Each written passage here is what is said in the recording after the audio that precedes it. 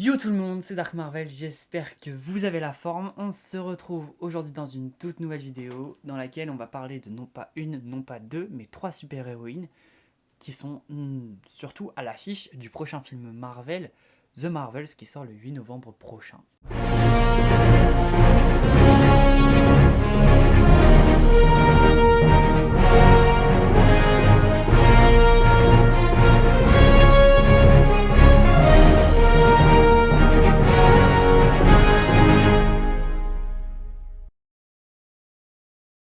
Vous n'êtes pas sans savoir que dans l'univers Marvel, les super-héroïnes, notamment Captain Marvel, est l'une des plus puissantes qui existent. Captain Marvel, donc, a été et est l'une des super-héroïnes les plus emblématiques de l'univers Marvel. Dans les comics, Carol Danvers était une officière de l'US Air Force et elle a été exposée à une explosion accidentelle d'un dispositif Kree. Vous voyez la race d'extraterrestres bleus, où ils sont tout bleus, enfin bref, voilà. Qui est en guerre notamment contre les Skrulls dans le film Captain Marvel. Mais bon, c'est qu'un détail. Euh, cette exposition a développé en elle des capacités surhumaines, notamment une force surhumaine, une super endurance, et aussi la capacité de voler, avec de l'énergie bien sûr. Dans le MCU, le personnage de Carol Danvers a été interprété par Brie Larson, enfin est interprété par Brie Larson, et son histoire a été légèrement modifiée. Son origin story a été légèrement modifiée. Dans le film Captain Marvel, Carol Danvers est une pilote de l'US Air Force qui devient accidentellement impliquée dans la guerre entre les Kree et les Skrulls, et elle acquiert ses pouvoirs en ayant tiré sur un réacteur supraluminique euh, qui a été destiné pour les Skrulls notamment. Et elle a absorbé son énergie. Voilà donc pour Captain Marvel. Maintenant passons à Photon, la deuxième super-héroïne de ce film. Alors, Photon, de son vrai nom Monica Rambeau, est une autre super-héroïne Marvel dont les origines sont intéressantes dans le fait que dans les comics, Monica Rambeau était une employée d'une centrale nucléaire qui a été exposée à une forme d'énergie extradimensionnelle, ce qui lui a conféré des capacités de se transformer en diverses formes d'énergie, y compris la lumière, les micro-ondes et les ondes radio. Dans le MCU, Monica Rambeau a eu une origin story un peu différente, puisqu'on la voit enfant dans le film Captain Marvel, et on la revoit dans la série WandaVision en tant qu'agente du SWORD. Le SWORD, c'est le SHIELD, mais version spatiale, plus dans l'espace, quoi. Et notamment, ça va être un peu plus développé depuis qu'on l'a vu dans WandaVision. Dans le MCU, Monica Rambeau a eu ses pouvoirs lors de WandaVision, car elle a absorbé en quelque sorte l'énergie du X qui a été créé par Wanda, et du coup on a pu voir un aperçu très vite fait de ses pouvoirs, notamment dans l'épisode, je crois que c'est l'épisode 5 qu'on l'a vu, parce que là c'est... Non, enfin je sais plus, bref. Dans un des épisodes, on voit les pouvoirs de Monica Rambeau se manifester pour la première fois, et c'est très très intéressant d'ailleurs. C'est tout pour Monica Rambeau. Maintenant, on va passer à Kamala Khan, qui n'est autre que Miss Marvel.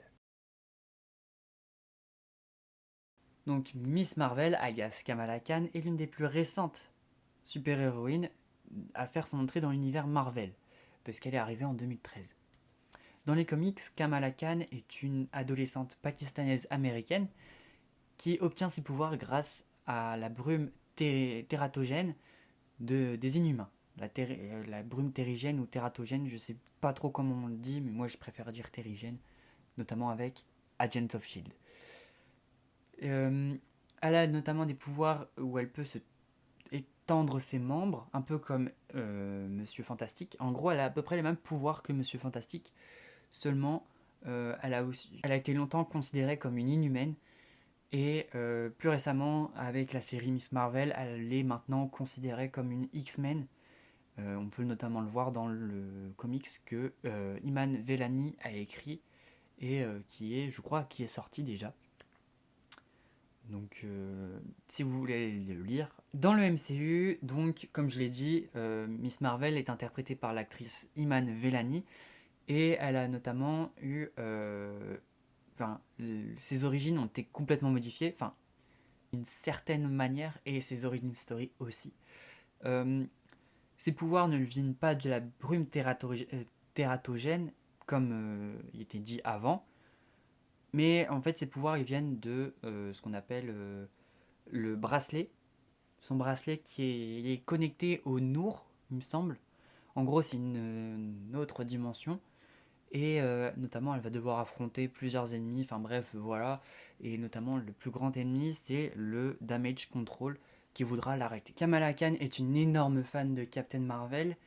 Et que ça soit dans les comics ou dans la série d'ailleurs, Kamala Khan aura dans la série, on a notamment ses pouvoirs qui ont donc été modifiés et qui ne sont plus liés à la brume tératogène et qui ne sont plus liés à, aux Inhumains, mais plutôt aux X-Men, puisqu'on apprend à la fin de la série que en fait elle a subi une sorte de mutation génétique. C'est tout pour cette vidéo, j'espère qu'elle vous aura plu. Si c'est le cas, n'hésitez pas à lâcher un pouce bleu, à vous abonner et à la partager. J'espère que ça vous aura plu, cette petite introspection de 3 personnages qui vont vraiment être développés, enfin plus 2 des 3 que la première, enfin bref, Captain Marvel, elle a déjà eu un film, Miss Marvel, elle a eu une série sur Disney+, et Photon encore rien en rôle principal. Donc ça ne saurait peut-être pas tarder. Enfin, j'espère que ça qu'on aura une possible annonce, même si ça fait beaucoup de projets qu'ils annonceraient, euh, mais juste des rumeurs à la limite, ça me rendrait, enfin, ça me ferait plaisir de savoir que Photon aurait un programme pour elle, parce que je pense qu'elle le mérite. C'est l'un des personnages les plus intéressants de l'univers Marvel, surtout des nouveaux personnages puisque elle a à peu près les mêmes pouvoirs que Captain Marvel, donc ça serait intéressant. N'hésitez pas aussi à me dire dans les commentaires quels autres personnages vous aimeriez voir dans ce format-là. Bien sûr, je les lis tous et je vais essayer de faire le plus possible puisqu'on va avoir un long moment sans série ou film Marvel, puisque bah, Echo, ça arrive quand même le 10 janvier et on n'a rien à se mettre sous la dent jusque-là. Et sur ce, il ne me reste plus qu'à vous dire à la prochaine pour une future vidéo. C'était Dark Marvel. Ciao.